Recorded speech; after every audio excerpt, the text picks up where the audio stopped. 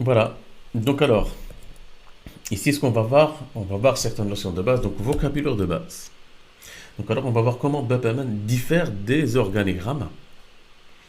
Donc il faut savoir que BPMN est une norme avec une sémantique et des règles intégrées. Donc BPMN est hiérarchique et permet l'abrégation. Donc comme vous voyez ici, donc alors, donc ça c'est une activité donc composite. C'est-à-dire quand on va cliquer sur ce bouton, on va voir les détails de cette activité. Donc, ce qui va nous permettre d'introduire ou bien d'inclure cette activité dans un processus un peu plus global. Donc, vous voyez l'analyse top-down, donc avoir un overview, un aperçu du fonctionnement d'un département.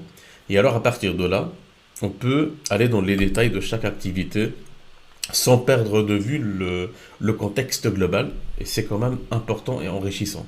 Donc, deuxième chose, en fait, vous avez il faut savoir que BPMN permet la modélisation avec des entités externes. Donc ici, on peut considérer le client comme une entité externe. C'est une boîte noire, black box. Et donc alors, à l'heure actuelle, ça ne nous intéresse pas comment donc le processus du client fonctionne en interne. On le considère comme une boîte noire et on est focus plutôt sur le processus de la commande. On va interagir, on sait qu'un client existe. À un moment donné, il va interagir avec le système, mais on ne sait pas comment il va le faire. Et donc alors, ça va nous permettre justement voilà, de faire abstraction à certains détails. Ensuite, BPMN donc, intègre un comportement déclenché par des événements à l'intérieur du diagramme.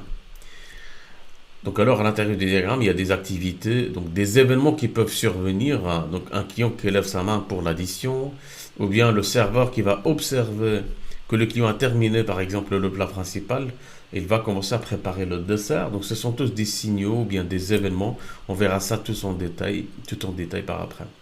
Donc alors, il y a aussi donc la possibilité de démarrer un nouveau processus.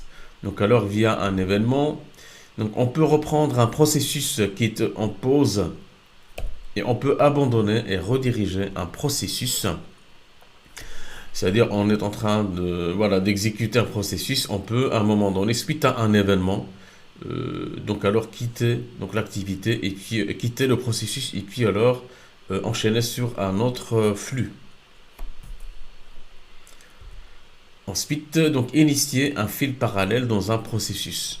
Donc alors continuer mon activité, mais en même temps, donc alors initier une autre en parallèle, sans interrompre la première.